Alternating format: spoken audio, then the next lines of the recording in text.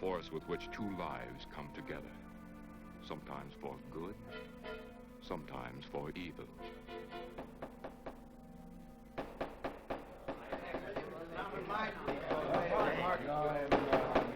I say, Williams, is out of line out there. I'm definitely against it. Williams seems to forget we have our stockholders to answer to. Phone Mrs. Williams, Della. Tell her to be ready in about an hour, and I'll pick her up. Yes, sir. You phone San Rafael and see if those papers are on the way over from the executive. Yes, well.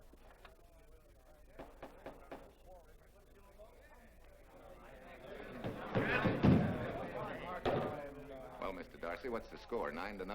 I'm afraid it is, Walt. If you think you can persuade them to change their minds, go right ahead. Gentlemen, I never interfere in stock issues, dividends, or anything else in your department. I must run my department with no interference. Either I know why and when I need more factory space, or you need another boy. And that's all right with me, too. Because I can take these plants and pick my own spot in the motor production field. You won't have to worry so much about dividends. There won't be many. I'm sure none of us want to lose Walt. Or our dividends. What do you say we take another vote? Now, all in favor of buying the 3 new factories signify by saying aye. Aye. Aye. Aye? Aye. Aye. Aye. An unanimous vote. Congratulations, Walt. Congratulate the board. They're the winners. Williams, if these factories are so valuable that other companies would jump at the chance to get them, how do you know that you can buy them at the price you quoted us? How do I know? I bought them this morning. Good morning. Della, I was asked to rush this up for Mr. Williams. Get my wife, Della? Your maid said she'd gone to the dentist. I gave her the message. Oh, fine. Oh, this just came. Thank you. What about those papers? They're here. Burke's checking them now. Good.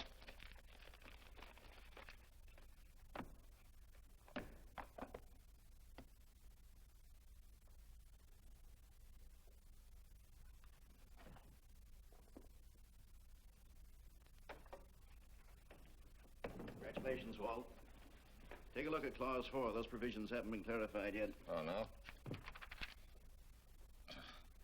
I wanted to leave for Tahoe right away. Get Judge Deering on the phone, will you? Never mind. I can get faster action if I run out to San Rafael myself and stick with him till they're right. Yeah? Mrs. Williams on 3. Oh, put the blueprints of that new diesel in, will you? I want Jackson to see him. Right, Duchess. I'm afraid now we won't be able to leave till about 5 o'clock. What? You're not going with me, but I counted on it. But I thought as soon as Dr. Harris took care of whatever it was, I'd feel better. I don't. Stupid thing still aches, and I certainly wouldn't be a very desirable driving companion. No, seriously, darling, you run along and buy your little factories and hurry home. I'll send you back to the office. And cheat me out of my goodbye kiss? Not a chance. I've got to drive over to San Rafael. I'll stop on the way. Love me? Bye, dear.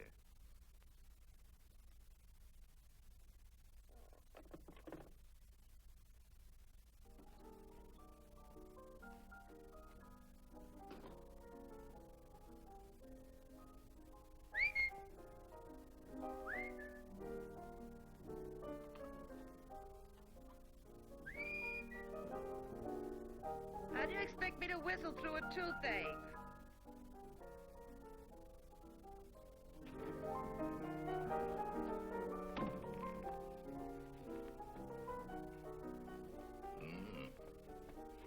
Nothing in the whole world smells as sweet as you do, Duchess. Certainly don't feel sweet. I was grouchy as an old bear. Well, old Doc Williams can give you something to fix that. Close your eyes. Relax a minute. Take a look at that and see if you don't feel better. Oh, Walt. Oh, darling, it's beautiful.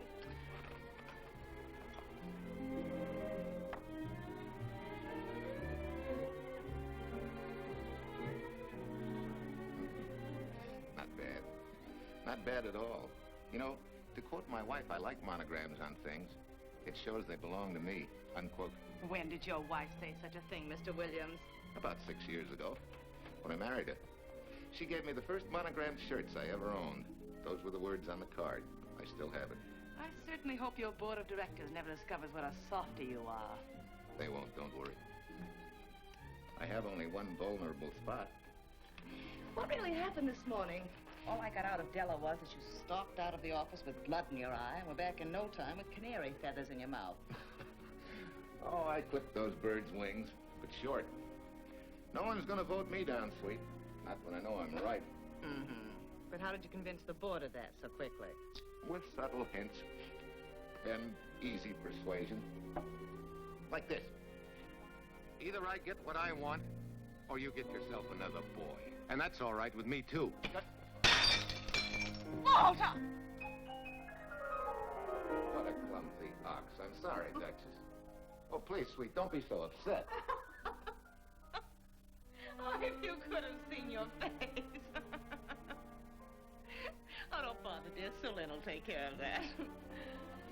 Not exactly a good prescription for nerves, huh? You know, you're wrong, Dr. Williams. The way I feel now, a good cat nap will probably make a new woman out of me. And if it's not going to make you too late, Yes? well, I'm sure that by 5 o'clock I'll... Swell. I'll run over to San Rafael, get things ironed out, and be back for you by 5. On the nose. Darling, wait. That's perfectly silly. I'll take a taxi cab and meet you in Sausalito. There's a drugstore on a corner opposite the square. I'll be there at 5 o'clock and we can go straight on up to Tahoe. That'll save you all that late afternoon traffic and all that time it'll take to come and pick me up. Smart woman, my wife. Thinks of everything.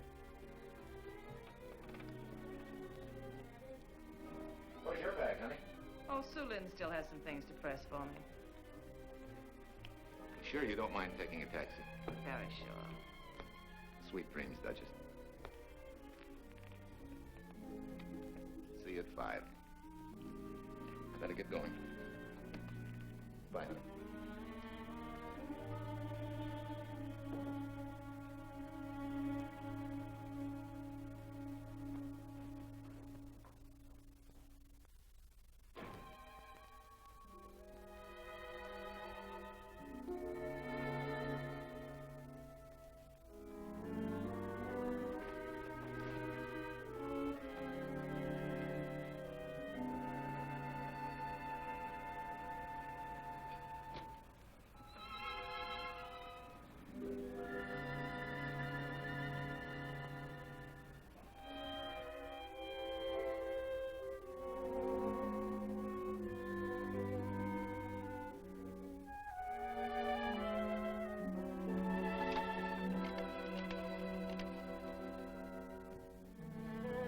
Long distance? I want Berkeley 79721.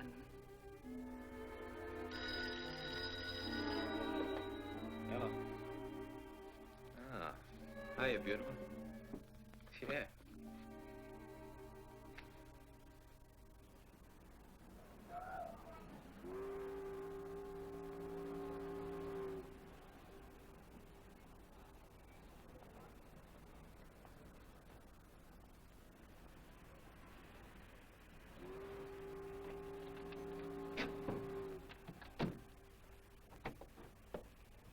Here. Don't forget, turn this stuff over to a bellboy at the airport hotel in Oakland. Tell him to hold it for Jack Burns. Jack Burns, the airport hotel. That's right, I'll be checking in later. What do I owe you? $1.15 a here. All the stuff back to Oakland. Yeah, here. Buy yourself a new key. Thanks.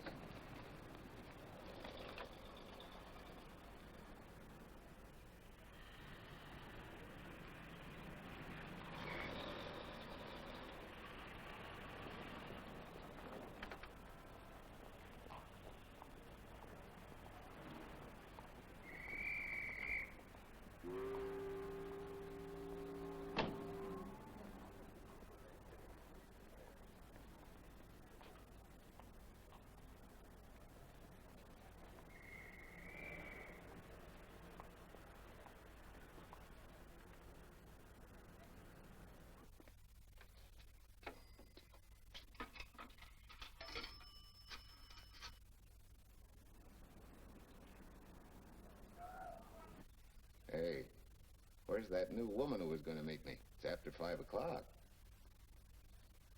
Oh. Gee, I was so sure you were going to be okay. Maybe you better get yourself another dentist, huh? course I understand, honey, of course. Just to prove it to you, I'm coming right on home. No, you really mustn't, darling. I'm going to be perfectly all right, really. And besides... Besides what? Well, I've done something you're not going to like. You remember Aunt Margaret back in Illinois? You mean the old gal in Evanston? I'm way ahead of you. How much? Well, it isn't money this time. It's another relative. Her favorite nephew, Jim Torrance. All of a sudden, right out of the blue, just after you left, he telephoned me from Berkeley. Okay, Judge, I'll see him when I get back. Well, you don't understand, dear. You're going to see him right away. What? Well, all he seemed to want was to be able to get back to Illinois, so I... So you buy him a ticket. That's easy. Well, it isn't. I offered to, but he got huffy and said he didn't want any handouts, and... Well, without thinking, I told him we'd pick him up and give him a lift as far as Denver. I won't say I'm getting exactly an even trade for you, but where do I find this guy? Well, he should be there right now. I told him to be on the lookout for a cream-colored roadster, just in case we fail to recognize one another after all these years. Oh, darling, you're such a lamb. You sure you forgive me? What do you think? Well, I better run along or Cousin Jim might get nervous. Take it easy, sweet, and miss me, will you? I do already. Don't drive fast. And please take care of yourself. Softy. Goodbye.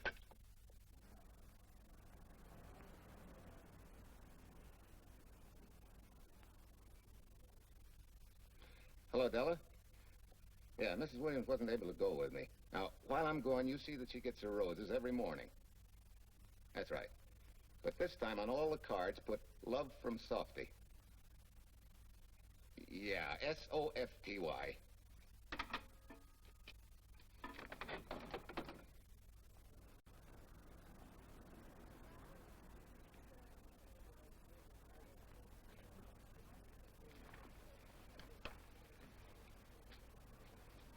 Hello.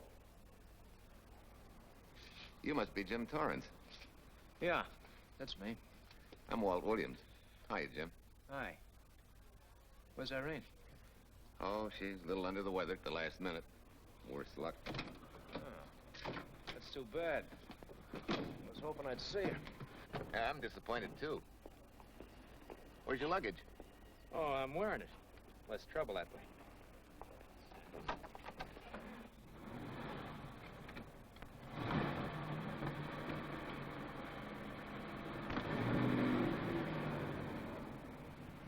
Irene tells me you're heading for Illinois. Yeah. Going been a little rough, huh? Haven't exactly been worried about my income tax. What's your line, Jim? Oh, guess I'm a better salesman than anything else. You know, I can give you a couple of letters when you get back to Chicago. It might help you. It's fine. Little in with a top brass never hurts. What outfit were you with? Patton's Third Army. How was it? Rough. Except for the time in Italy. I kind of liked it there. Patton's outfit never got to Italy. Of course. But most civilians never know or care, and I figured you didn't either. Well, I fooled you that time.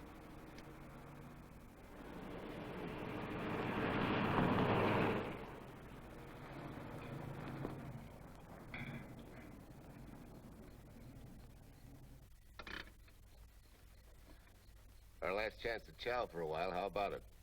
No, thanks. I grabbed a hamburger while I was waiting for you. I can still taste the harness.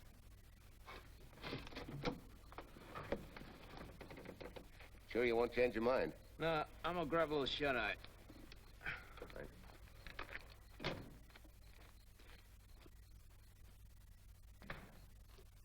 Chicken sandwich and a Coke. One chicken sandwich. Chicken sandwich coming up.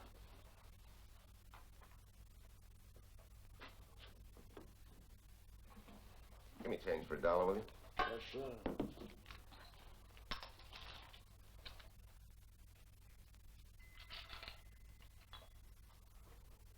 Thanks.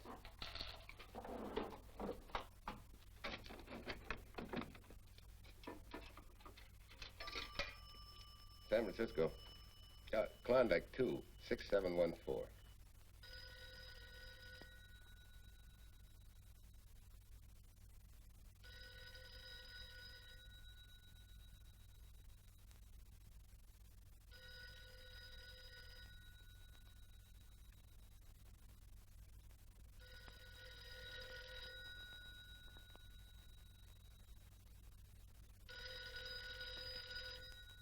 Klondike 26714 does not answer.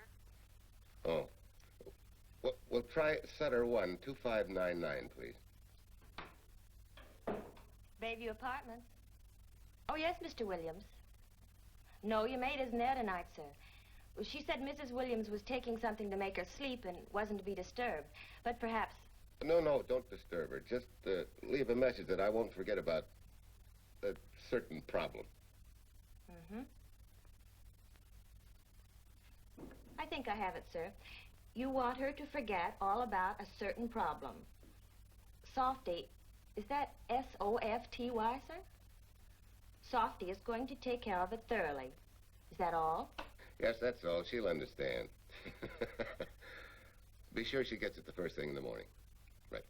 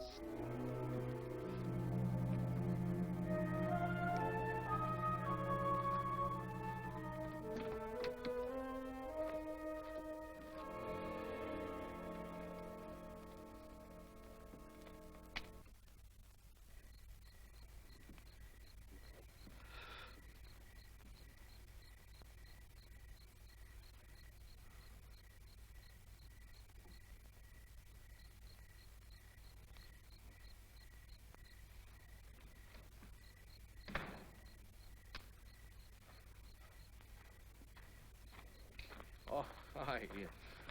It's been so long since I've been behind the wheel of anything but a Caterpillar or a Jeep, I had to find out what a real buggy feels like. Why don't you drive for a while? Oh, swell. Nothing would suit me better.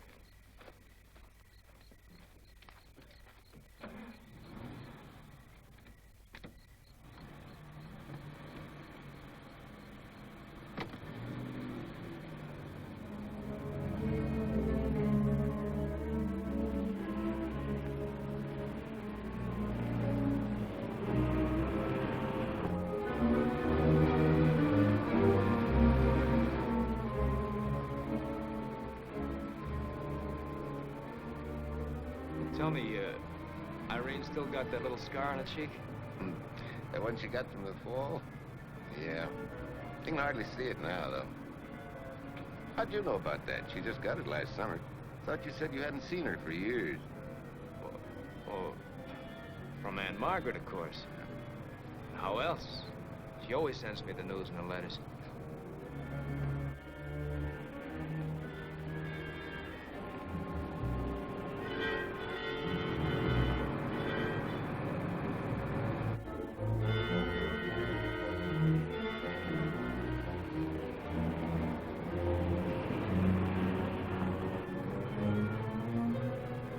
Guess your Aunt Margaret will be pretty happy to see you.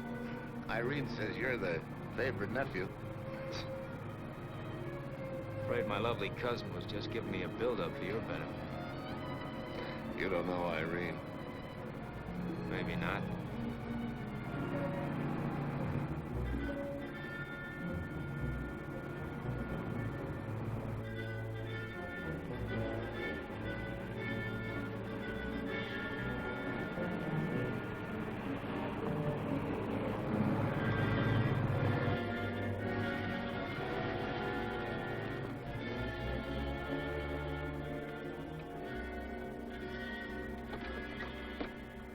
What's the matter?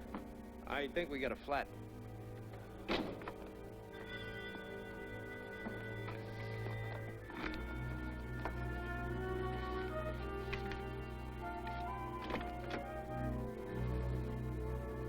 Yeah, flat as a flounder. Well, let's get to work.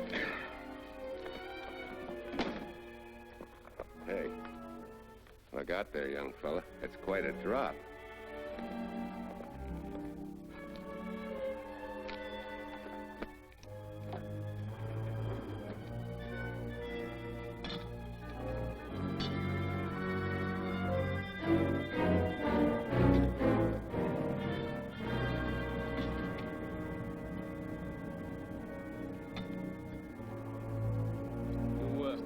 You got a flashlight? I think I have. Get the jack. I'll take a look.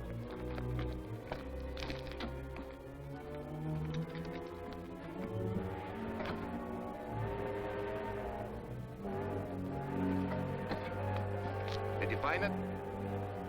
Yeah. Yeah, it won't be long now.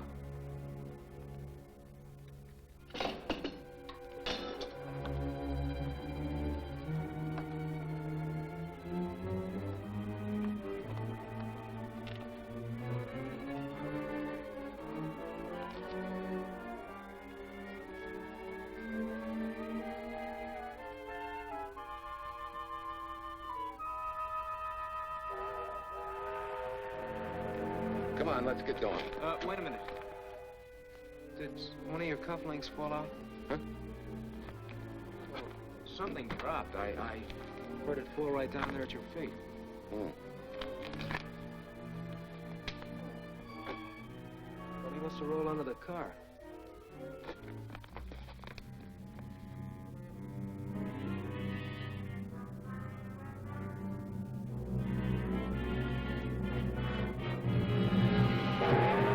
Irene and these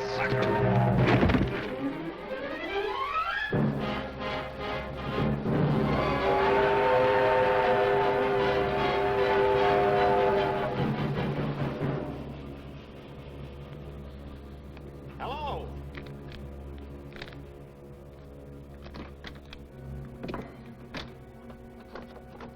Need a hand? No, no. I'm all set now. Okay. Good night.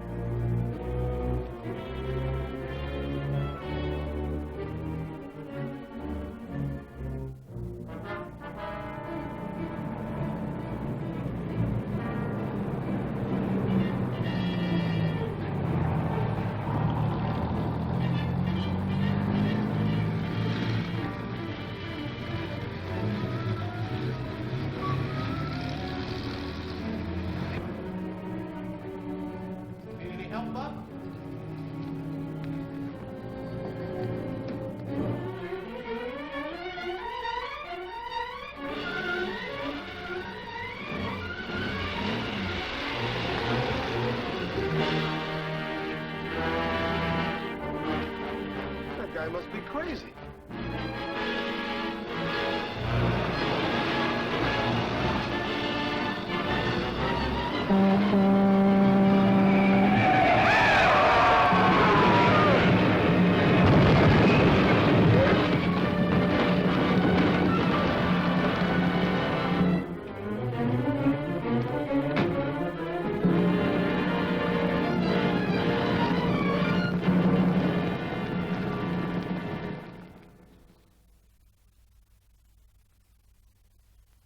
case my husband should be late and have to rush for his plane, this will be taken care of.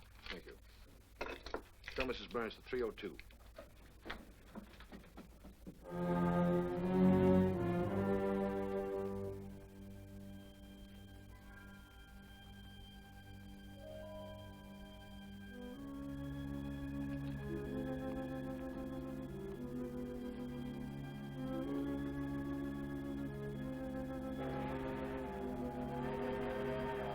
Irene and me, sucker.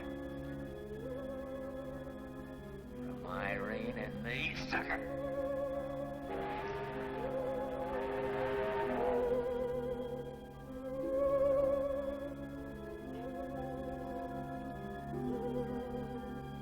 Take care of yourself. Softy. Softy.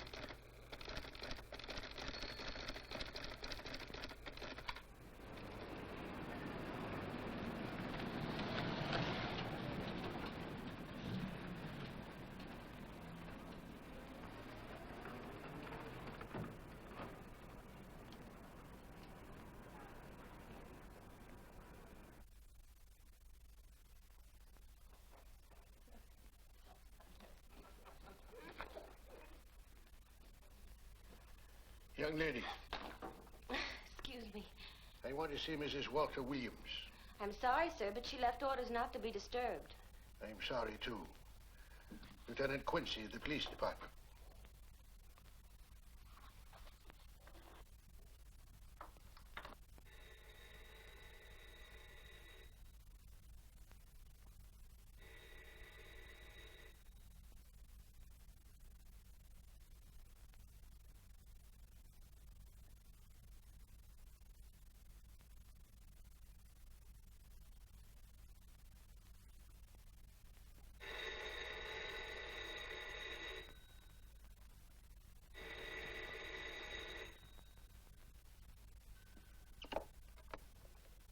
Hello?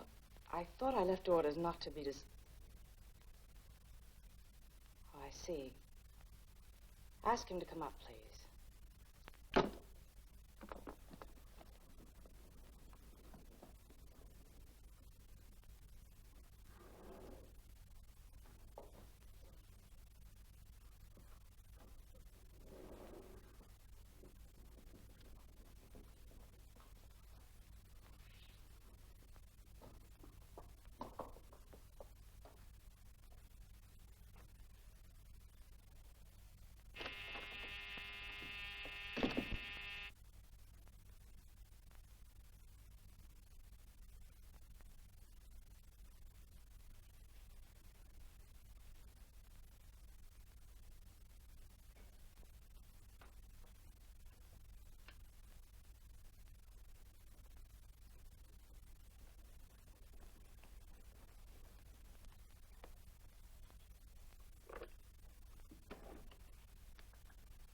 Yes? I'm Lieutenant Quincy with the police department. I'm sorry to disturb you at this hour, but... may I come in? Of course.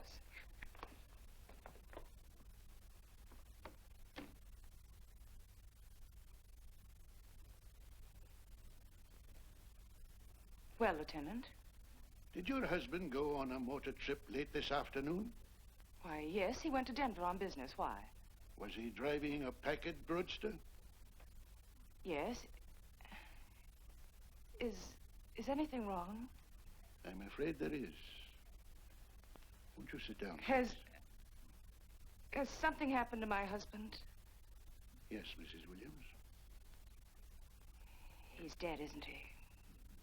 Yes. Oh, Walt, I knew something like this would happen. I begged him time and again not to pick up hitchhikers. But it wasn't a hitchhiker, Mrs. Williams. It was just an accident. He ran into a truck, a gasoline truck. You mean there was fire? He must have been driving pretty fast. I don't think he felt anything after the crash.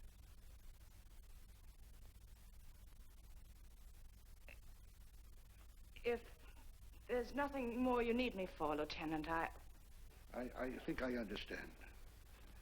And may I say you've taken this with a great deal of courage. Good night, Mrs. Williams.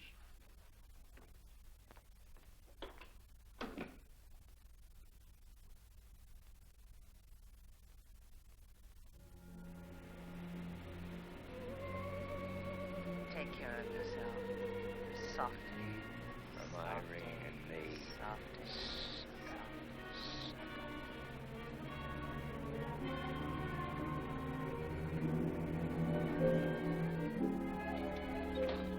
Ready? Yeah. That Williams must have been quite a guy. Yeah, he went to work for Universal Motors as a sheet metal worker. Mm-hmm. Less than 10 years, he's their top production man. Well, he sure went out in a blaze of glory. Yeah. Let's go.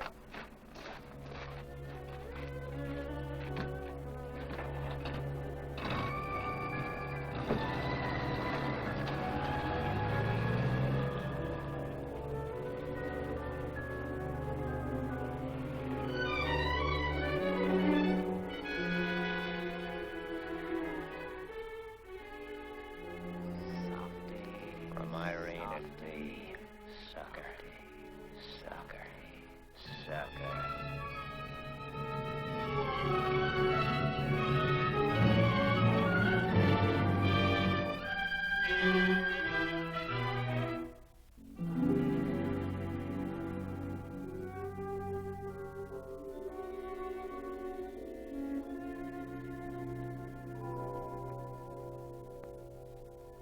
Well, could Mr. Burns have taken a later plane and still made connections for Mexico City? I see. Yes? It is some telegrams for Tai Tai. Just put them under the door, Su Lin.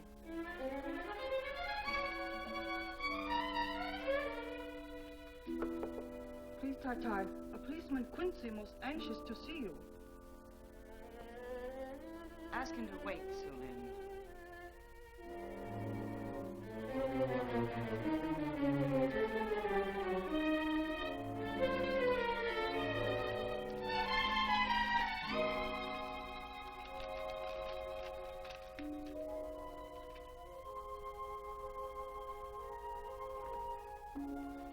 Mrs. Williams will see you presently.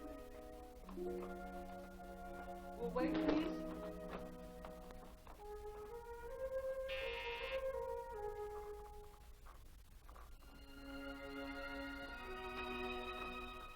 Flowers for Mrs. Walter Williams. Thank you.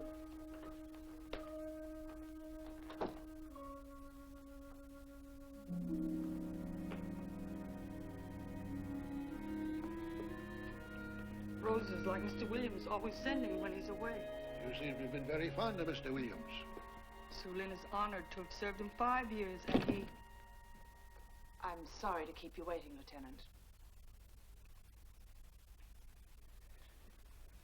I wouldn't be disturbing you again if it wasn't necessary. And I would be keeping you but a moment. You're being very considerate. Won't you sit down?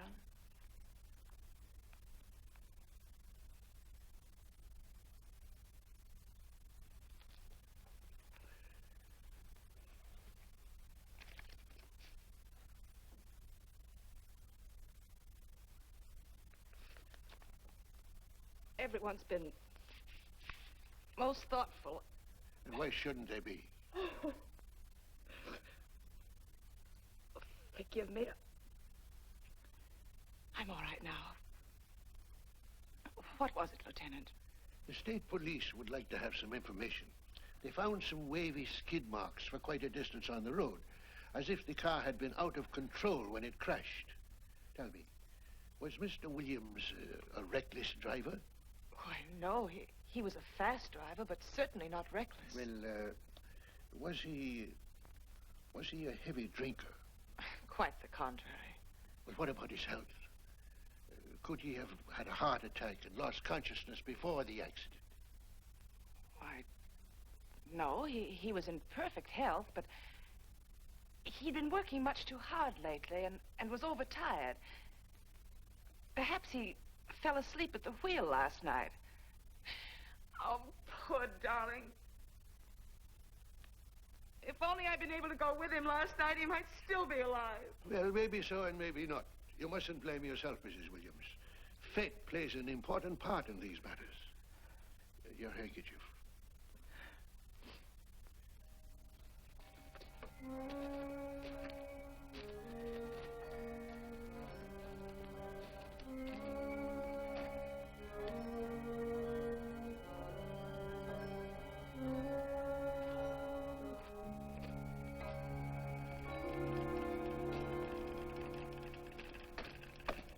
When's the next train to San Francisco?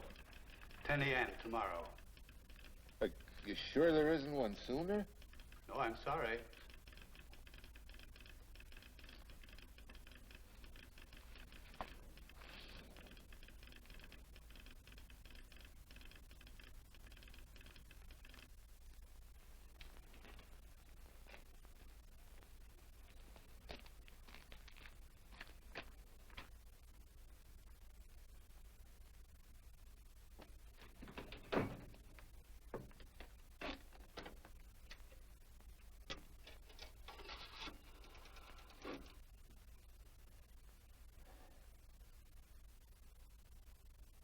We have a circuit now, sir.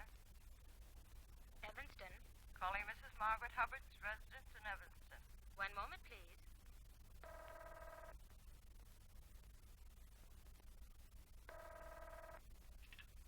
Hello? Mrs. Margaret Hubbard? Yes? Who's this? Long distance. I have a call from Mr. James Torrance. Who? Mr. James Torrance. He's her nephew, Jim Torrance. The call is for your nephew, Jim Torrance. I haven't any nephew, and I don't know any Jim Torrance. Sir, Mrs. Hubbard says she doesn't know.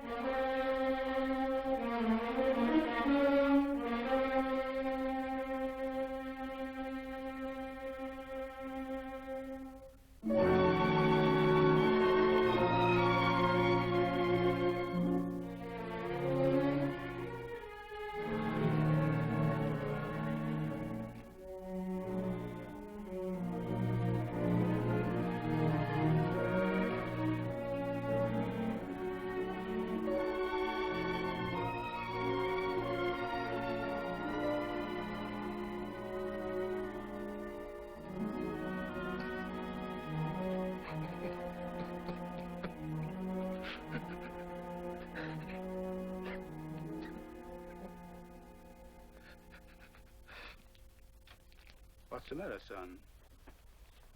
Looks like you need a doctor. Doctor? I can't leave the station, but old Doc Bender's just across the road there. Yeah.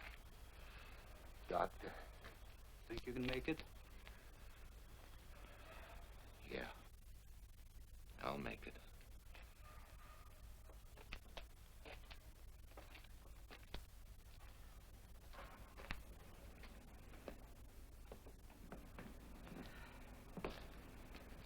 Now take it easy, man. There's some concussion there. You've got to watch your step for a while. Yeah.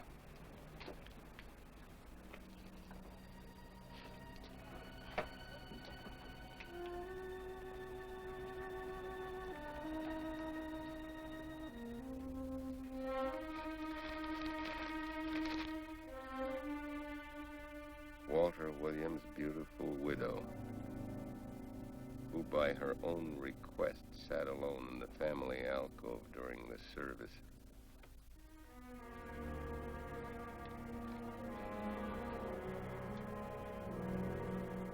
Smart. Someone might have caught her licking her chops.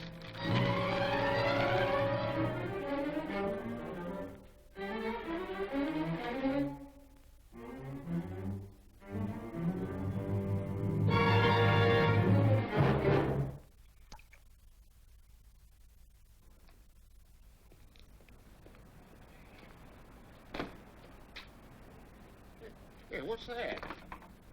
Walter Williams. Walter Hey, ain't that the guy that... For the love of Mike, what's that briefcase doing here? He's dead. They did him a dirty trick if he ain't. Hey, now, wait a minute. Don't touch it. We better turn it over to the police.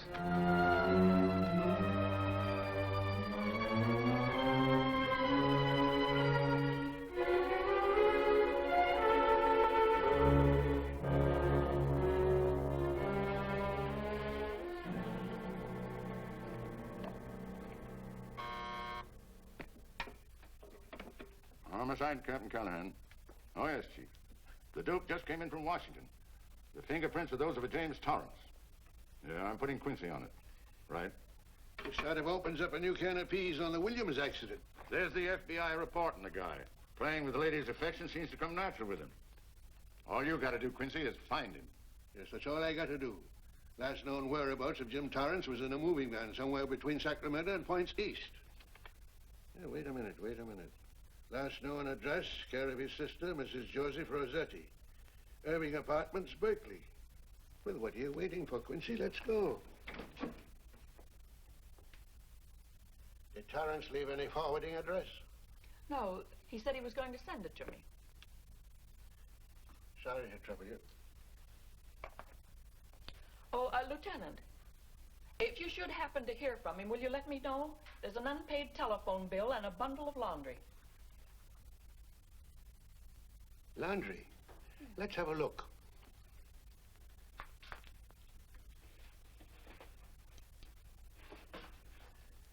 I may have to take this along with me. Not without a receipt, you don't. You mean you don't trust the police? In my business, you don't trust anybody. Mine, too. Holy St. Valentine's Day. Look, he had the same thing on his shirts, too.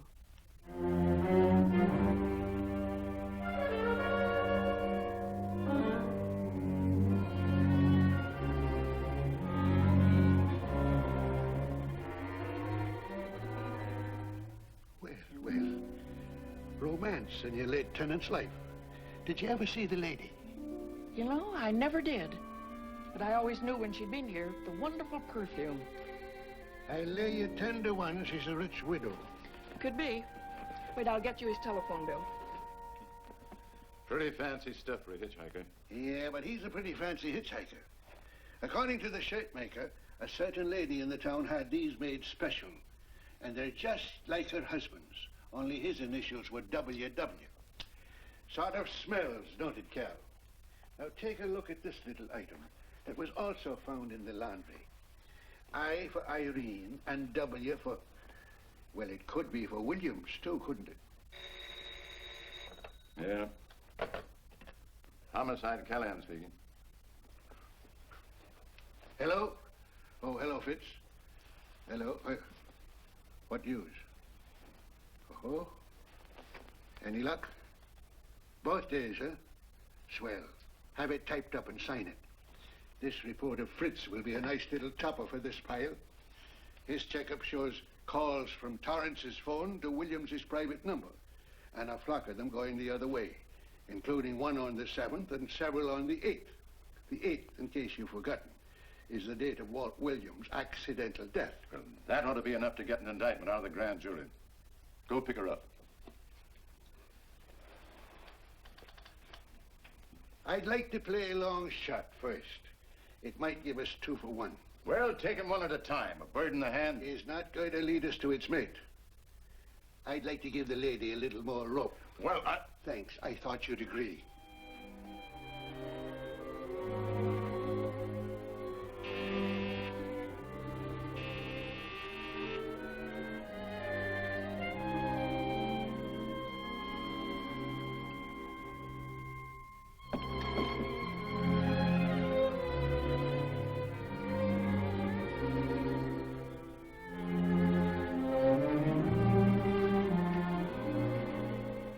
Lieutenant, you just caught me. I was... I'm glad.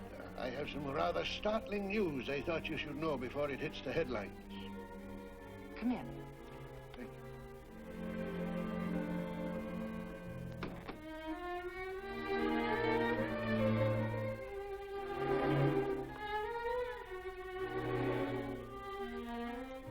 Sit down, won't you, Lieutenant? Thank you. I'm very anxious to hear about this news. It seems that your first hunch, remember, that a hitchhiker was responsible for your husband's death? Well, Mrs. Williams, you may have been right. Why, I don't understand. Your husband's briefcase turned up in Kansas City yesterday in a moving van that had stopped at the scene of the accident that night. Apparently, the murderer made his getaway in it. That explains the wavy skid marks that made us suspect your husband was ill or unconscious at the time of the crash. Yes, I suppose it does. And by now, the man is probably out of the country and never will be found. Don't you worry, Mrs. Williams. There were fingerprints on that briefcase. And as soon as we get the FBI report from Washington, his identity will be known and his description sent out on police broadcast. Oh, we'll find him all right. But just now we are keeping things quiet so the murderer will feel safe until we are ready to close in on him. Yes, I can see the wisdom of that. Yes, I thought you would understand and cooperate. As soon as we know his name, it is possible that you might recognize it as someone with a motive. There's that possibility. You know I'll do everything I can to help. I'm sure of it. Now I'll run along. You'll hear from me. I'll let myself out. Don't bother. And don't worry. Good day.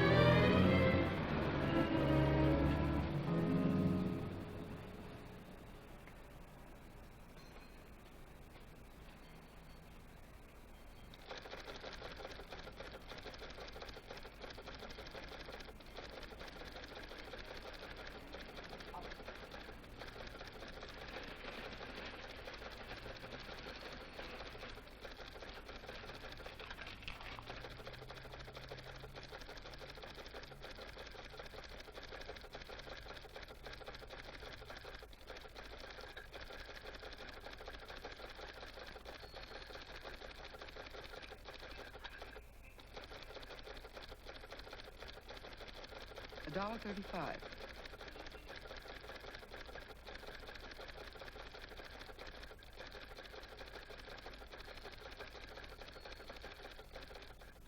See, everything after the letter J in the first name has been obliterated by heavy writing over it. The only impress letters legible are those between words or before them, like RNS at the end of this name here, and the Hotel Santa here before the word Evanston. Well, Tom, don't you think it's about time you retired? Why, there isn't even evidence there of Mrs. Williams' intent to communicate with Torrance. And who do you think she beat a path to the telegraph office to wire to? The League of Decency? I'll tell you what I think, that you should have brought her in when I first told you to. By the time you get her now, she'll have figured out a way to tip Torrance off. He'd be that much tougher to find. Not unless she's tipped him off from your office. Ernie's got her on ice waiting for you.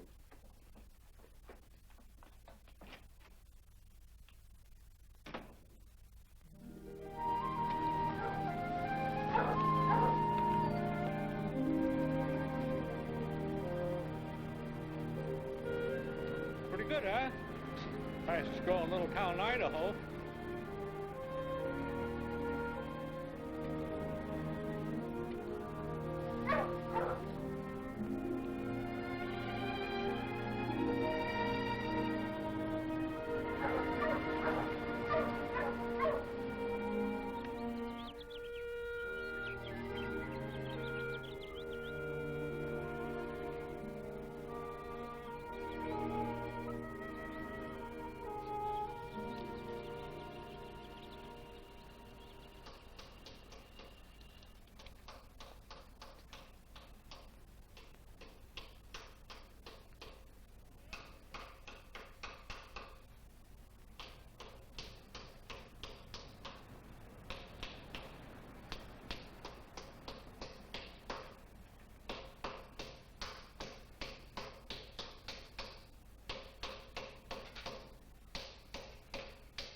Have a heart, son. You trying to wreck that engine? Oh. Sure. It's a hobby of mine. The way you're going at it, you can't miss.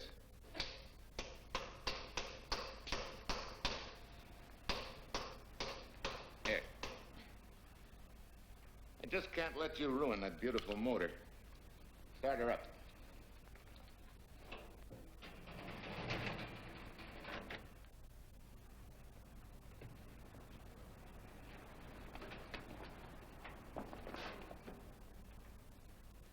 Okay, start her up.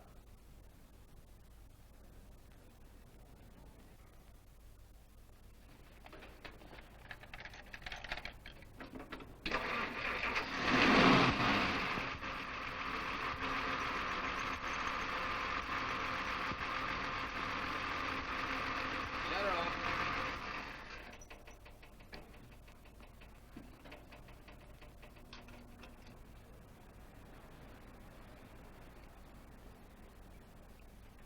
You're certainly not a mechanic by trade.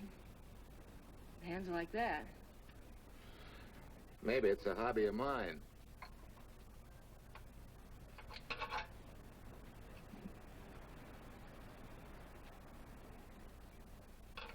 Gee, what happened to your head? Perhaps I was talking when I should have been listening. Okay?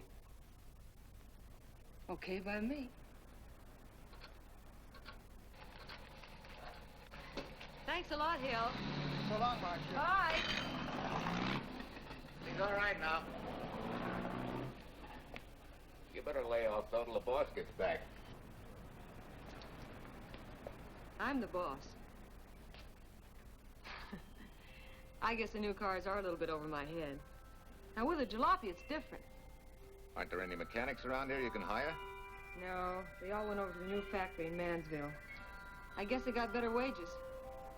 Tough break. Yeah. How much do I owe you? Oh, forget it. Well, I'll be shoving along. Well, at least have a cook in the house. You might as well. Marcia, can I use your phone a minute, please? Sure, help yourself, Uncle Ben. Never rains but what it pours. 650, please.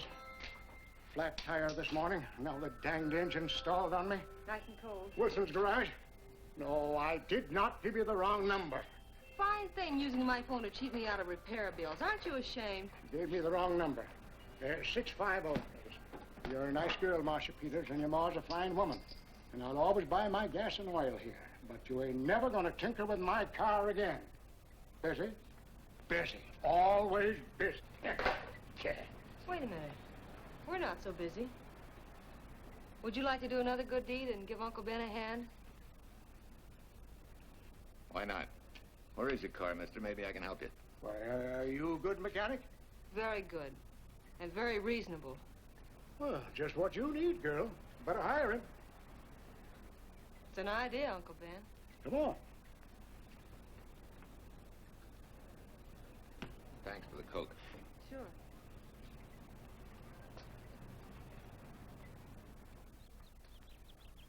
Well, I got Uncle Ben fixed up all right.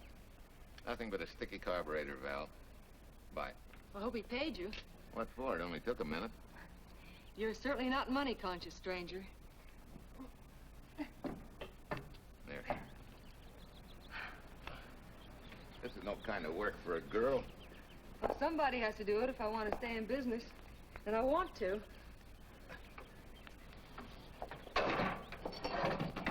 Must be some business that you're better suited for. Couldn't you lease this place to somebody? Sure. I did while my husband was overseas. But when he was killed in Okinawa, well, we'd made a lot of plans for the future here. And I had a hunch he'd like it if I took over and tried to make a go of it. Takes more than a hunch to do that. I got along famously. Business has been fine until lately when the help got short. Could be again.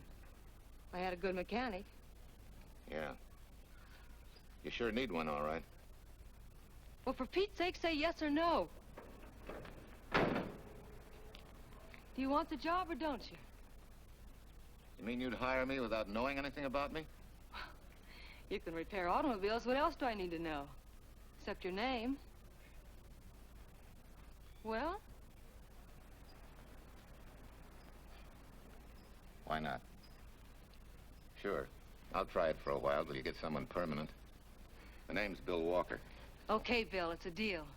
And maybe if business gets real good, you'll want to stay. Oh, don't count on it. Where's this go, on the rack? Yeah.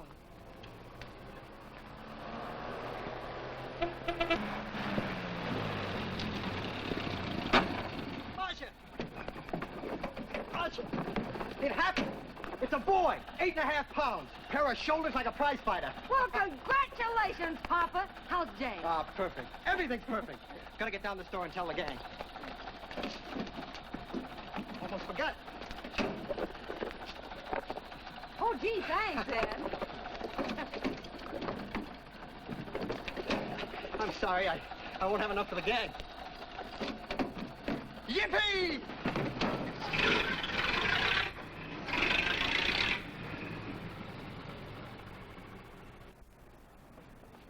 Maybe you can use this token from the slightly delirious new father. Thanks. Say, we haven't settled the matter of wages yet. Maybe I can't pay your regular salary. Suppose we leave that open till you find out how much I'm worth to the business. Doesn't seem to be any business right now. Might be a good time for me to get rid of this beard and find a place to board. We live right next door. I'll go ask Mom. She'll know of a place. Sort of a peaceful house. I noticed it this morning.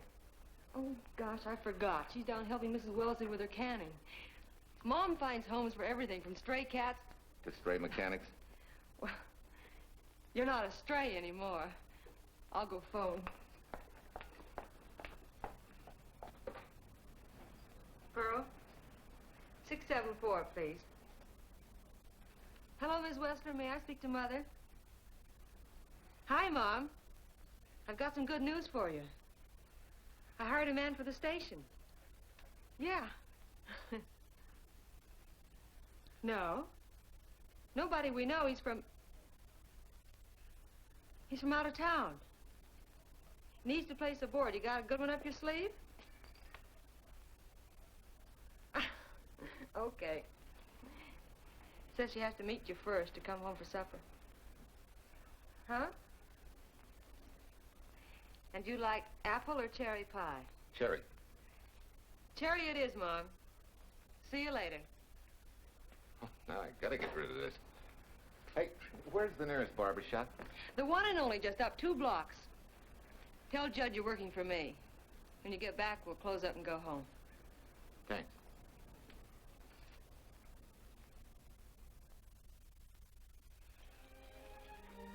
Well, that's real nice. You must have had a good bringing up, young man. Thank you for the young man. We thank thee, O Lord, for thy bounty, and ask thy blessing on this food and on the new friend who shares it with us. I hope you're good and hungry, Mr. Walker. Who wouldn't be? Marsh, she eats like a sparrow, with all the hard work she does. May I have your plate, please? Well, she can start taking it easy now. Boss, the help. Thank you. She never takes anything easy. Has to put her whole heart and soul into everything she does. Well, now that you're through with me, Mom, how about Bill? Have you thought of a place for him to stay? Well, why can't he stay right here? We have a spare bedroom going to waste. And I think you like my cooking. Like it? That's very kind of you, Mrs. King, but it seems an imposition. Imposition, nothing. That's good business. I can get back what I pay you in board and room. Well, Marcia, what a thing to say. If you'd like to stay, we'd like to have you. We have some more vegetables. Mrs. King, you have a boarder. May I have a biscuit, please? Oh, excuse me.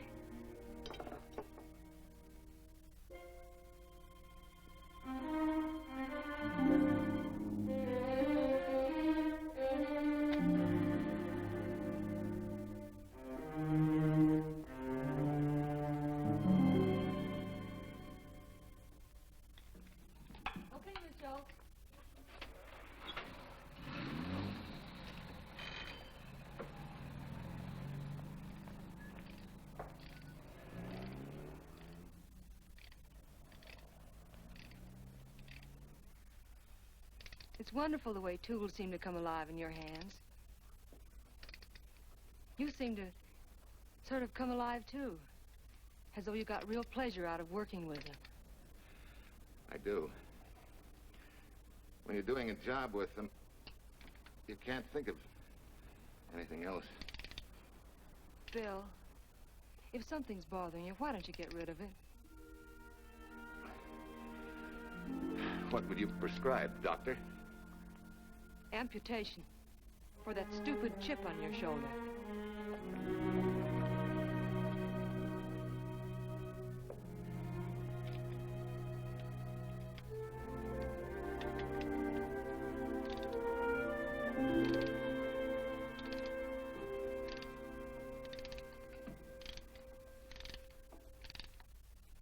What you need is a ring job. Save yourself some money. Gee, Bill, with the baby and everything, I just can't afford it now. Oh, we'll take care of that. Hey, boss. How's Ed's credit? Good enough for a ring job? Well, sure, if I can hold Junior as collateral. Oh, not a chance, fella. Never mind her. I'll do it on my own time. Oh, thanks, Bill. Maybe we'll see you tonight, huh?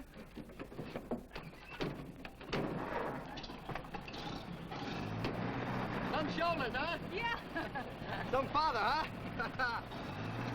Bye, Marcia. Bye, Marcia. Bye. Nice kids. Hey, was Ed clowning about their being hard up? No. Things have been pretty tough for him ever since he got out of the service. Fix a car for him, Bill, and only charge him for the labor, okay? Then he gets it for free. I'd already figured on knocking that off. Say, we could make it an anniversary present. Anniversary of what? Junior's arrival, and mine, 3 months ago today. Time certainly flies. That was a lucky day when you came to MP service. Your work's been bringing in a lot of business. I'm glad of that. Hated to have fallen down on Mom and you. Say, look, boss, why don't we three celebrate tonight and go to the movies? Ed said he and Jane were going. Well, that lets Mom out. She'll be babysitting. I'd love to go, Bill. I haven't been in ages. Here's your opportunity. Go to work.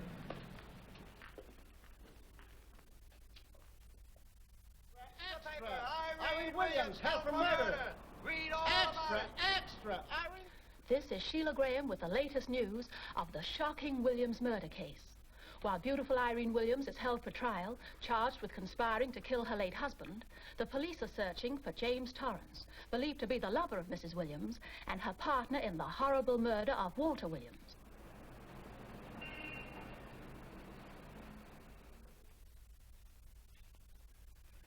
If I'm handling your case, my dear Mrs. Williams, I want 1/3 of everything you get. You're out of your mind. You don't realize what I'll get as Walt's widow. Perhaps you don't realize the spot you're in. Torrance's fingerprints were found not only on your husband's briefcase, but, in a manner of speaking, on your reputation as well. There's a detective named Quincy, a very smart cookie. He isn't exactly for you. Frankly, Mr. Warner, I'm beginning to wonder if my attorney is for me. Underestimating the enemy's ammunition would scarcely be wise. Now, if we can get to trial before Torrance is found, they'll never get a conviction. But... But what? If he shows up, we may have to fry him. Oh, no. Let's not cross that bridge until we have to. But if it comes to a choice, we're not going to burn, are we?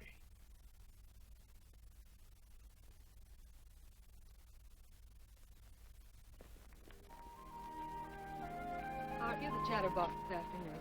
What about this afternoon? Oh, I'm sorry, boss. I guess it was wool gathering. You're only supposed to do that in the spring. Is there anything you don't know? Yes. What's San Francisco got that we haven't?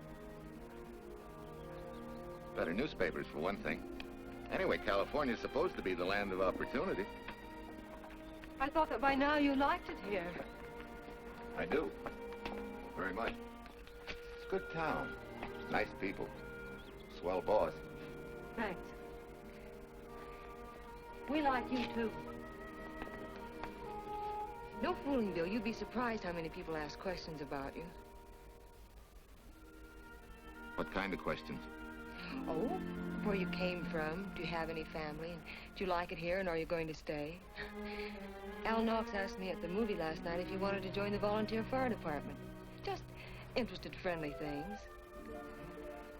I suppose it is natural for people to wonder about a stranger who moves into their community, like I did. You know, I've been thinking, maybe it wasn't such a good idea, you and I going to the movies last night. It's all right being seen in the station and here with Mom, but... You get used to that in a town this size. They're always trying to marry people off. You just ignore it, and after a while they forget about it.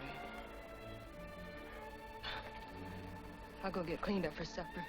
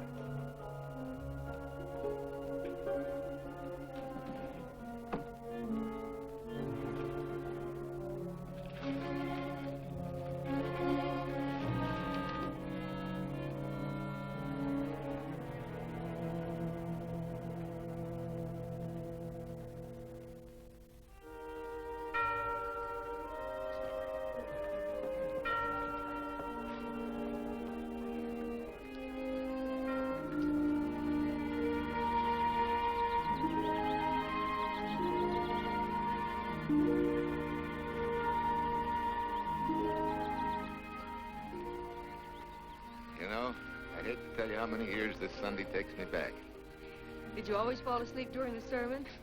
I wasn't asleep, Mrs. Peters. I merely closed my eyes to concentrate. Oh, so that's what you call it. I had to nudge you to stop you from nodding. Quiet. You're disturbing my reminiscent mood.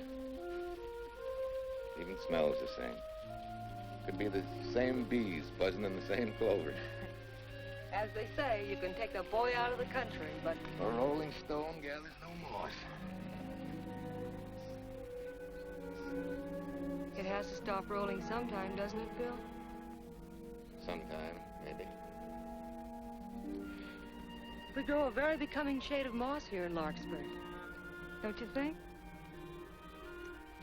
You grow a lot of nice things here. Anyone in particular? You'll have to skip the answer to that one. Someone tore it out of the book. You're married, aren't you, Bill? Yep. That's right. You must have loved her very much to have been hurt so deeply. To be so afraid of someone, even yourself. Maybe it's better that way. Then no one gets hurt. Bitterness and hatred hurt everyone. Can't you see, Bill? They're like a wall that shuts out all the sunshine from a garden and lets everything wither. Make room in your heart for something else, can't you? I guess this is my day for sermons. Sorry. As Mom would say, you never get rich minding the other fellow's business. Hey, that's a flyer.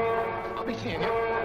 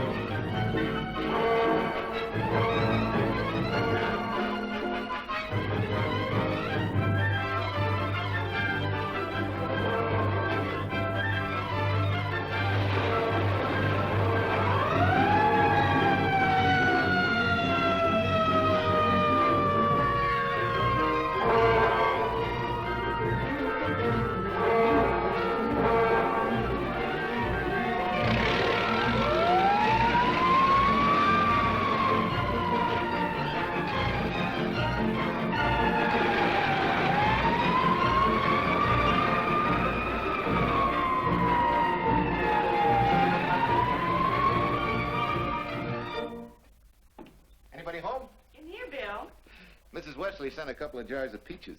Said you helped her can them. Oh, thank you. When I delivered the doc's car, he insisted that I have a bite with him. Where's the boss?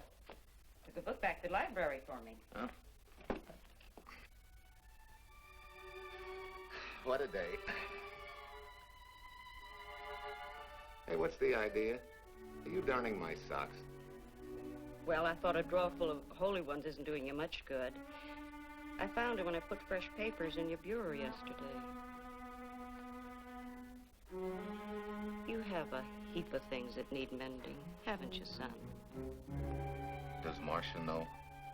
Do you think I'd tell her? This is your problem, Bill. Because I found out about it doesn't give me the right to tell anyone else, not even Marcia. When you trust folks, you trust them, and you give them a chance to work out things the way that seems right to them. How can one little woman be so big? Don't forget, it's a lot easier to be tolerant and understanding at 50 than it is at 25. Yeah, Mom. I'm going next door for a while. Grandma Thompson's ill.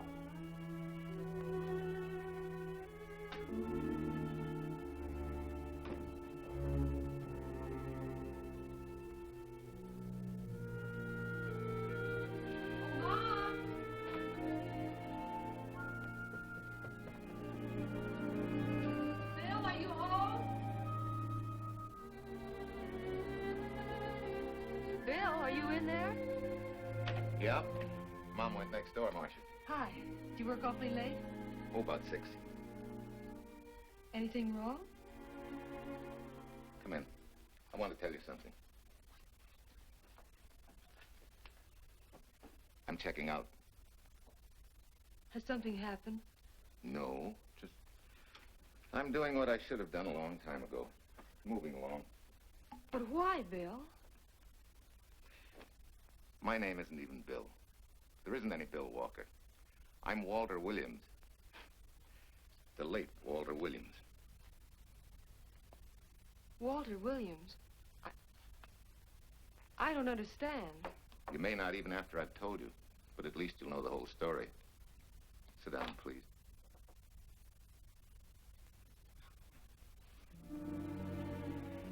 Finally, Larkspur. And you. From there on, you know.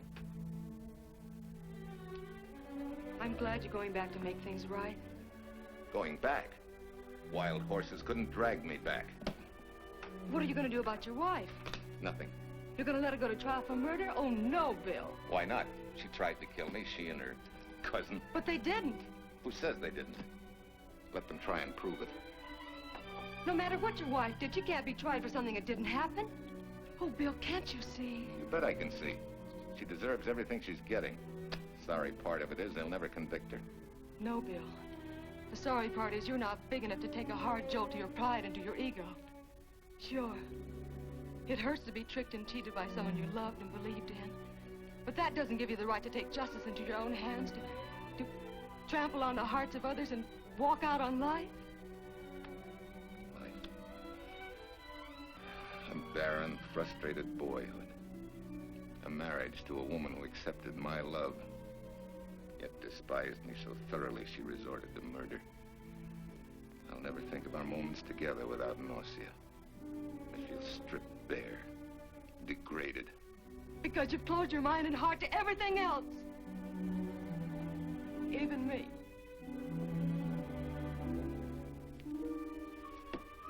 Oh, Bill, please. Don't destroy the one chance we have for happiness. We haven't got a chance. Doing the right thing never works out. I know. In this world, you turn the other cheek and you get hit with a lug wrench. Forgive me, boss.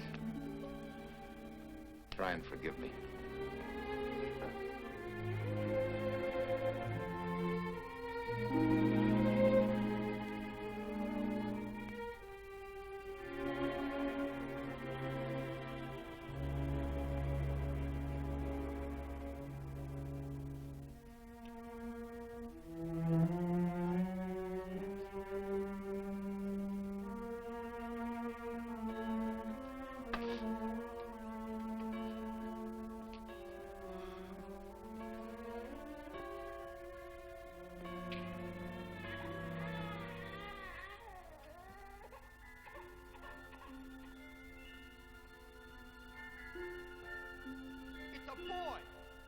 Shoulders like a prize fighter.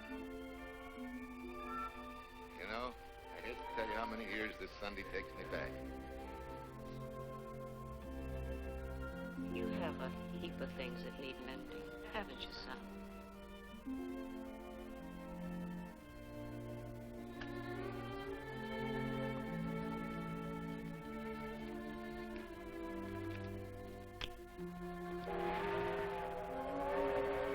Take care of yourself. Soft again. Irene and me. Soft and soft. You're not big enough to take a hard jolt to your pride and to your ego. Sure. It hurts to be tricked and cheated by someone you loved and believed in. But that doesn't give you the right to take justice into your own hands. Trample on the hearts of others and walk out on life. Oh, Bill, please. Don't destroy the one chance we have for happiness.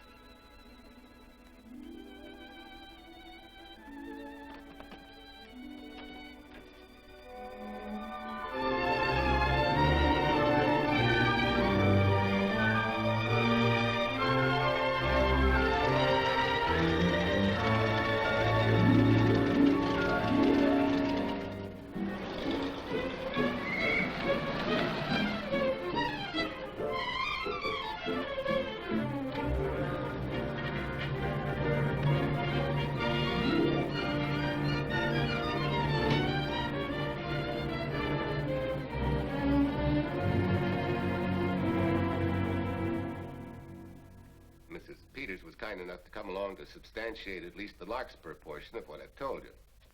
Very thoughtful of you, Mrs. Peters.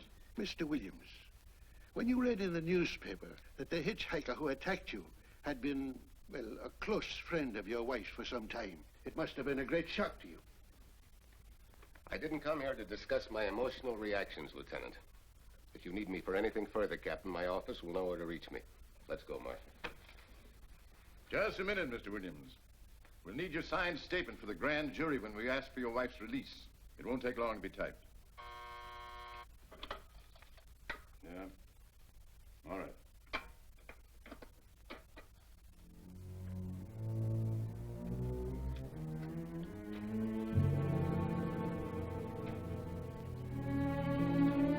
Come in.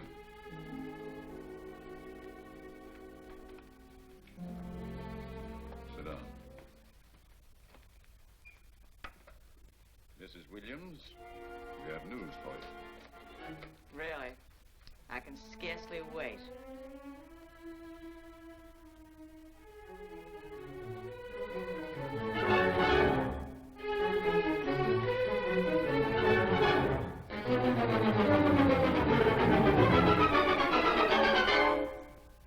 It seems it was Torrance who was in the car when it crashed. Jim? Dead?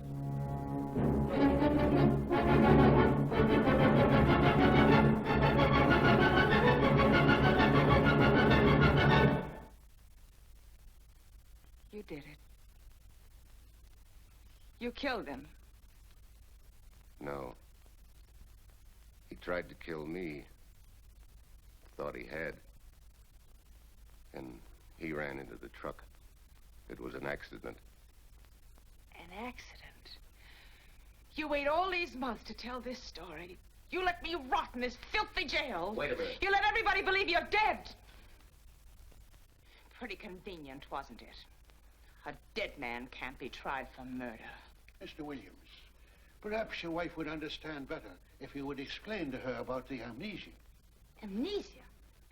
Oh, don't tell me you believe he had amnesia. Where's he been all this time, just wandering around in a daze? Tells us he's been in Larkspur, a little town in Idaho, working as a mechanic in a service station. Run by Mrs. Peters here.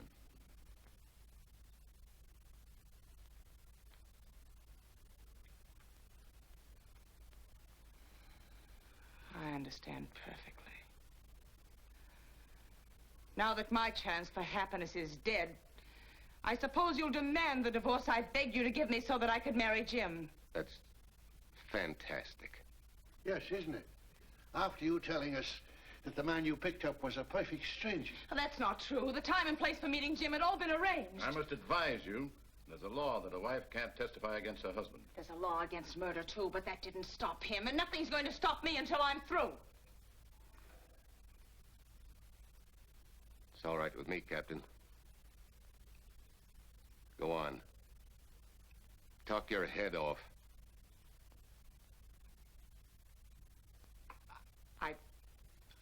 I was to have gone with him to Denver.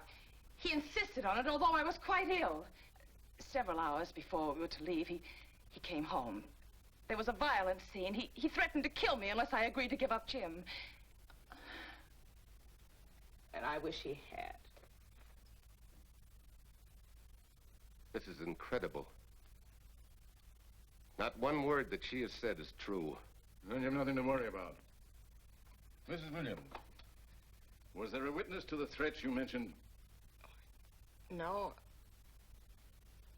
Unless the maid overheard. She was in the apartment. In fact, she picked up the pieces of the vase that he threw at me. Where's she now? I don't know. She left me suddenly after all this began.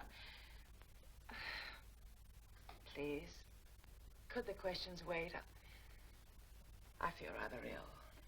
Will you have Mrs. Williams ready for the grand jury at 10 o'clock tomorrow morning? That's all.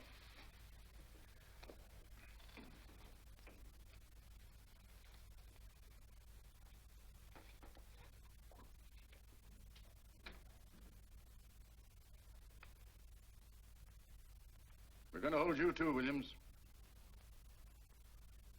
On what charge? Suspicion of murder. But he's not guilty of any of these things. Then it should be easy for him to prove it. Take it down and book him. That fiction of Mrs. Williams must have been very convincing. No, we just couldn't buy that yarn you tried to sell us. Let's go.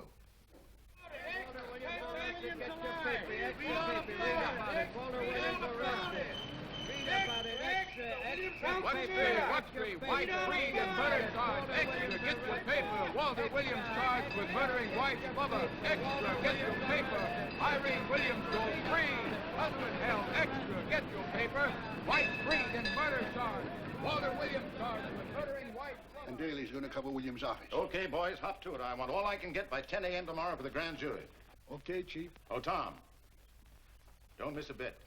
Dig up everything you can on Williams and the Peters dame. You sort of believed Irene Williams' story, didn't you, Ben? She made better sense than he did. Well, sure, she's a better liar than he is. Don't forget, I went all through her grieving widowhood with her. She's a bad customer. Well, that's for the grand jury to decide, and Williams insisted on letting her talk. So it's his funeral. Funeral, all right. Especially with that yarn he told. But murder's out of character for him. There's a few pieces missing somewhere. There might be in Idaho, if it's not too much out of character for you to get going. You're going to miss me, Cal, when I retire next year. Maybe I'll join Private Eye and solve your cases for you.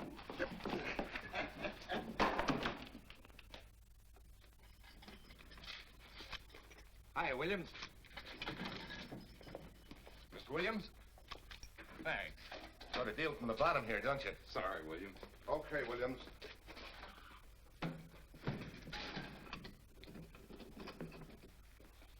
Well, not very good news, judging from your faces. Well, Walt, the grand jury returned indictment against you. Mrs. Williams was released. I see. Now, don't you worry, Walt. We'll have you back at work where you're needed, and in short order. Come on, Eldridge. There's a visitor waiting far more attractive than we old fogies. We're just leaving, Mrs. Peters, but remember, don't hesitate to call on me for anything. Thank you so much.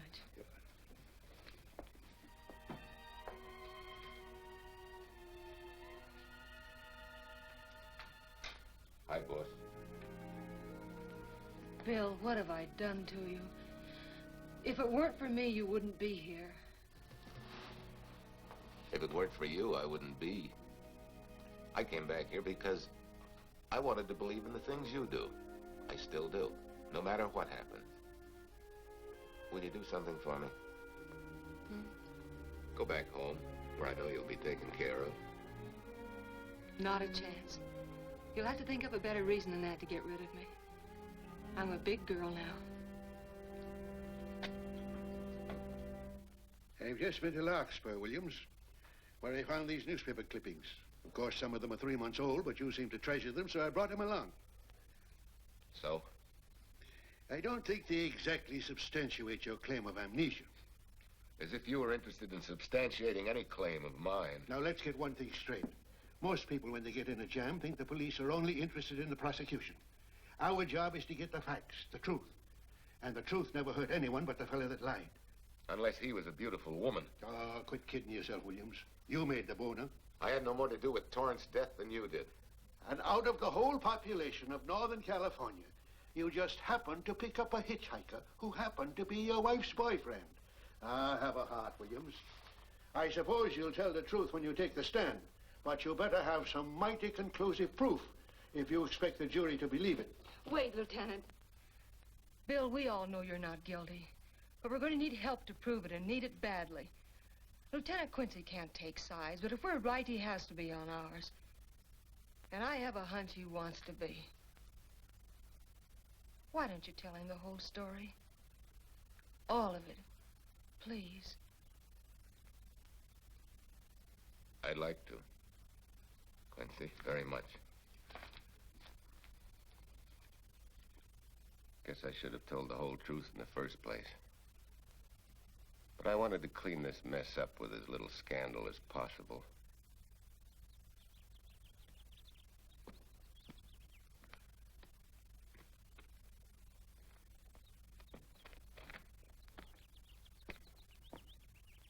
Well? No sign of the lug wrench or anything. My dear Mrs. Peters, will you please stop trying to be a detective? How many times do you think the police have combed this spot for any kind of evidence? Now, be a nice girl. Take Mr. Williams' advice. Go back to Larkspur. What time is it? It's only 4 o'clock. We still have time to go back to town and go on our hunt for Sue Lynn. Now, look here, young woman. You've had me on the run since early morning. But, Lieutenant, the maid seems to be our only hope now. We've got to keep looking till we find her, that's all. That's all? Wait. She was naturalized, wasn't she? Suffering chopsticks. Quincy, you dumb flatfoot. This Sue, what's her name, was Chinese born. If a port of entry was San Francisco, there'd still be a file on her, photo and all. Let's go. Back to town. Immigration.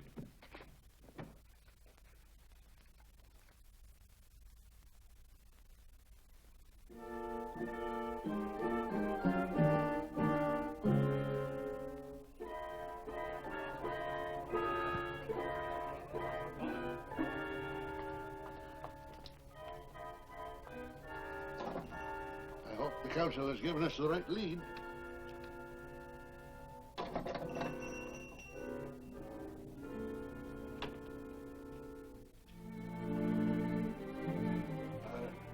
You are Singh?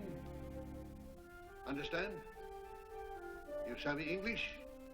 Also French, Italian, and Hebrew. May one ask what is desired?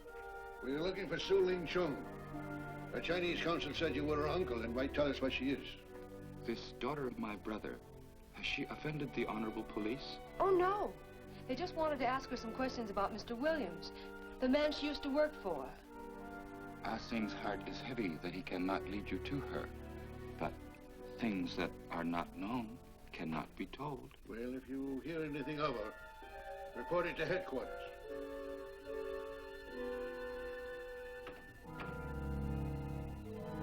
Suned. Untruth is not good for soul, and not wisdom when told to policemen. Better for the soul to be kind than to be wise. Sulin must keep silence to help in this matter.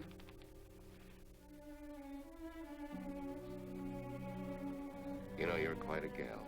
In case I haven't told you lately. You're just too easily pleased, that's all. There must be a way out. Why can't we find it? Oh, buck up, boys. Tomorrow's another day. Yesterday you go to trial. Bill, I'm afraid.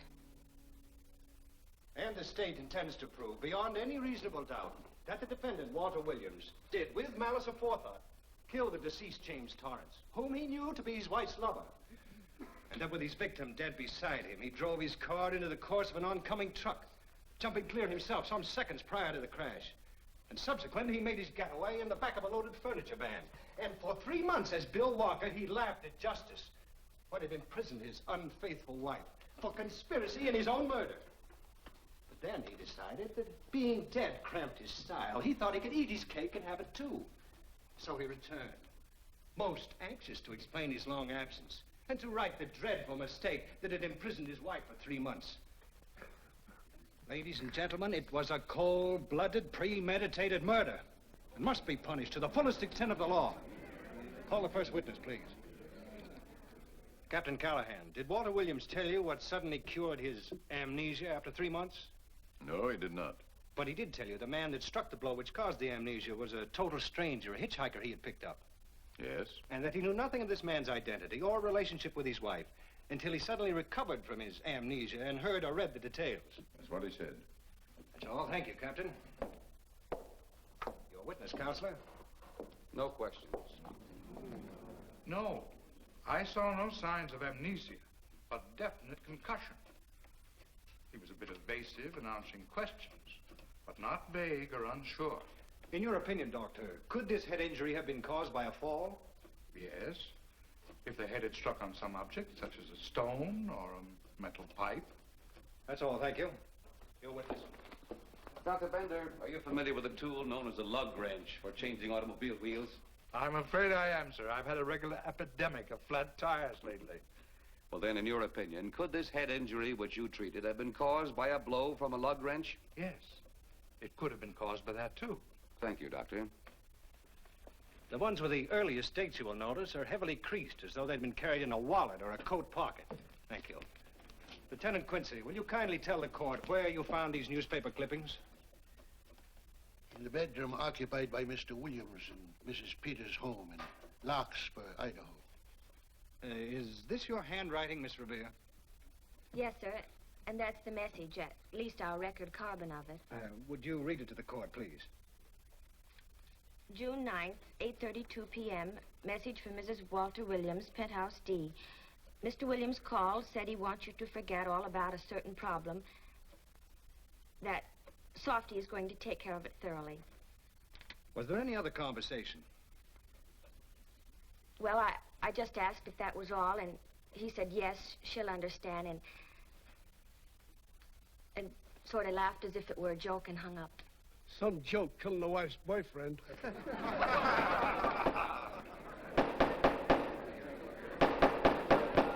of the state versus Walter Williams.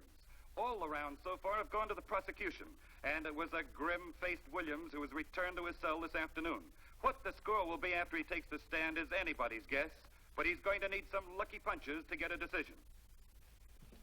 And though Torrance struck with intent to kill, after telling you this is from Irene and me, sucker, you still telephoned Illinois to find out if there was a Cousin Jim.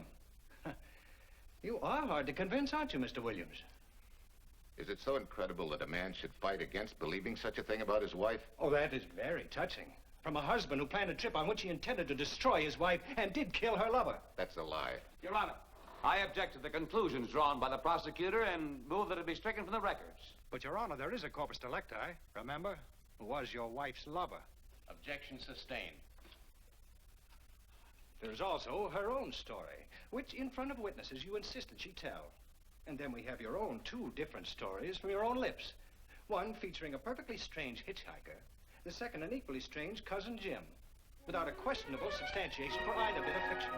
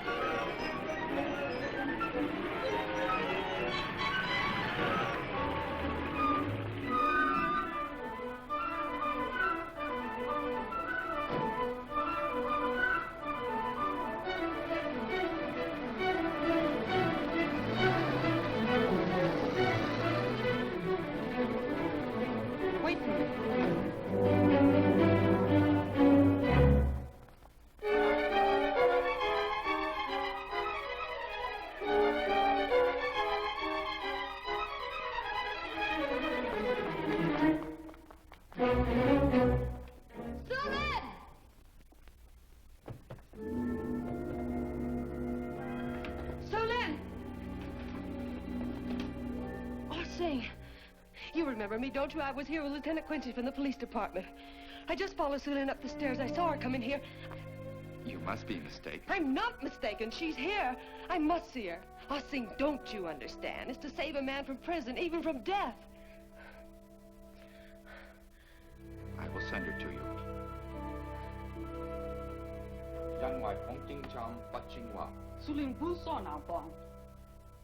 Oh, Sue Lynn, we've been looking for you all these weeks. Mr. Williams needs your help so desperately. I cannot help.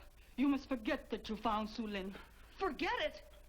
But you're his only witness. You're the only one that can help. Not as a witness. Only with silence can I repay his great kindness to me and my family in China. Why? For I heard other things. That most unhappy day. From Mrs. Williams' bedroom, his voice very loud and angry. A flower vase broken to pieces. He can explain all that. They do not believe what he's already told. That I heard anything would do harm. Don't you see?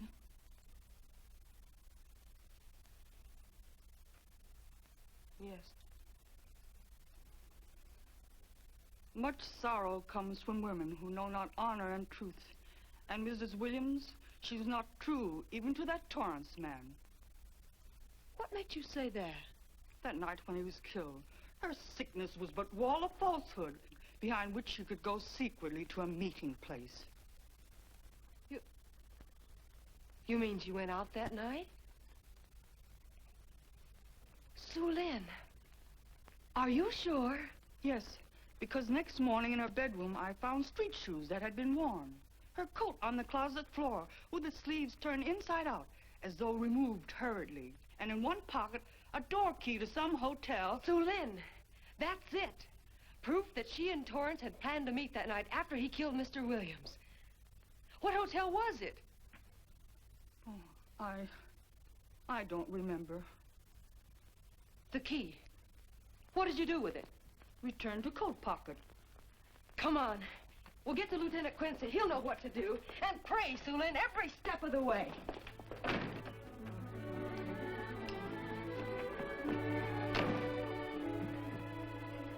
Now hold everything. Even if this long shot don't work out, we'll just keep on pitching.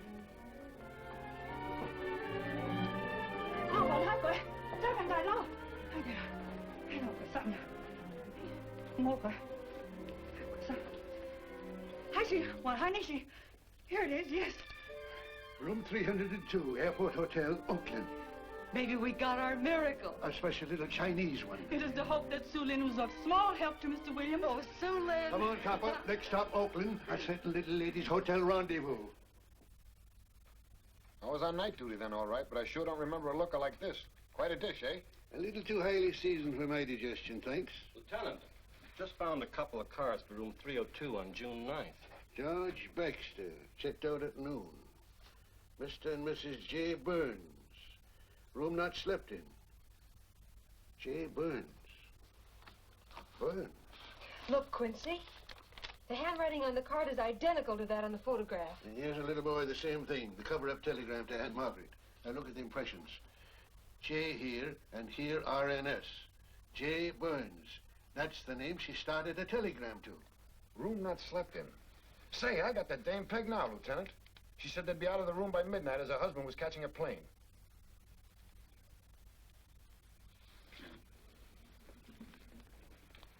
But Quincy... Reservation for Sam Andrews. Yes, sir. This ties it all up, doesn't it? Yeah, like a greased pig. What do you mean? We've got the evidence now, the proof. Of what? Sue Lynn's theory that Irene was playing the field? This evidence only proves that she came here to keep a date with a man named Burns. We can't even prove that he didn't keep the date. But you know he didn't. There wasn't any Burns. It was only a name that she and Torrance used. Fine. If you can prove that, Williams will be free. But none of this will prove it. Sorry, copper, but we are just up another blind alley. Well, ain't. Yes, sir. There's a couple of sample cases from Mr. Sam Andrews. Came up from the station this morning. Take them to Parlor B right away. Sure thing, sir.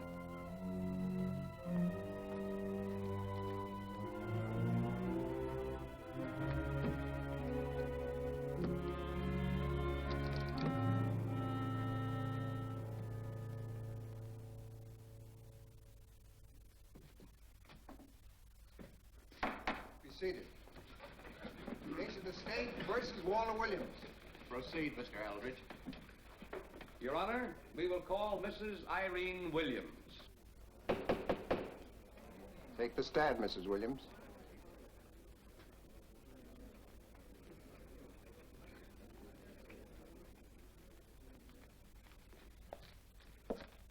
Raise your right hand.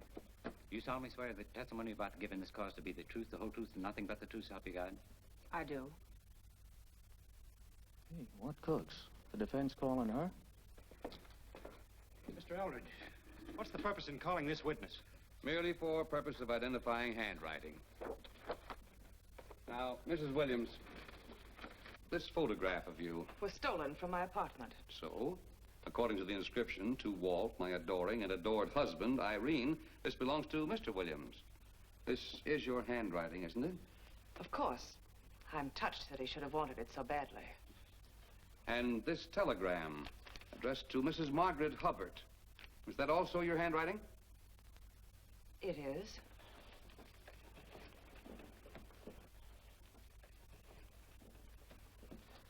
Now, Mrs. Burns, I mean Mrs. Williams, this photograph is inscribed to Jim, my adoring and adored Irene. Did you write this, too? I see no point in all this. Merely answer counsel's questions. Did you write it? I did. And these letters addressed to Mr. James Torrance, did you write them? Yes.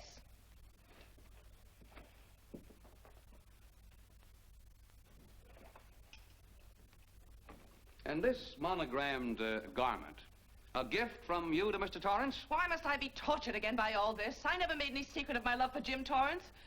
That's why he's dead. Your love for Jim Torrance. Yet on the very night he was killed, you had a rendezvous with a man named Burns, didn't you? I don't know what you're talking about. I don't know any man named Burns. I was at home that night, very ill. Oh, yes, the sleeping pills. Well, you must walk in your sleep then, for you spent at least part of that night at the airport hotel in Oakland, where you registered for Mr. and Mrs. J. Burns. Don't waste the court's time trying to deny it. This is the registration card that you signed at 9:20 p.m. And there's the room clerk who assigned you to room 302. And this, Mrs. Williams, is the key to room 302, which you very carelessly left in the pocket of a coat which was found in your closet yesterday. All right, I was there. Now you're satisfied. Not quite. This J. Burns, Mrs. Williams, was his first name Jack? Yes. Have you been in contact with him lately? No. How long since you've seen or heard from this Jack Burns? Well, I don't know. I don't remember. You bet she doesn't remember, because there isn't any Jack Burns, and there never was. That was an alias for Jim Torrance. And it was Torrance who was to have met you that night, after your charming little plot to kill your husband had been duly executed. It's not true. It's not true. I have bad news for you, Mrs. Williams. I can prove it's true. These pajamas, these letters, this picture, all of which you identified for the court, were found in this suitcase, which is full of the clothes and personal belongings of Mr. James Torrance. And the suitcase was found in the baggage room of the airport hotel, where it's been held since June 9th. And it says on this tag, in large print, hold for Jack Burns. That is all, Mrs. Williams. Just a moment, Mrs. Williams. Your Honor, in view of the evidence presented, we now ask for a dismissal of the state's case against Walter Williams. And we intend to charge Irene Williams with conspiracy to commit murder against her husband, Walter Williams. Oh, no.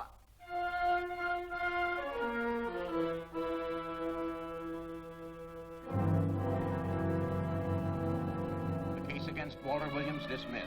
Court adjourned until 2 o'clock.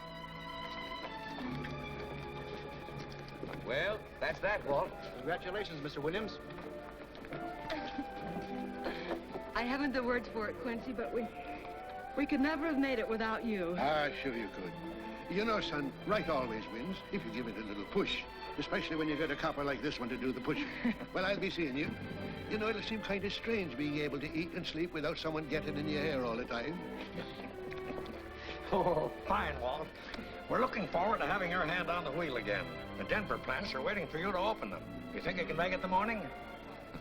How about it, Counselor? You bet you can. Oh, good. Well, I'll be running along.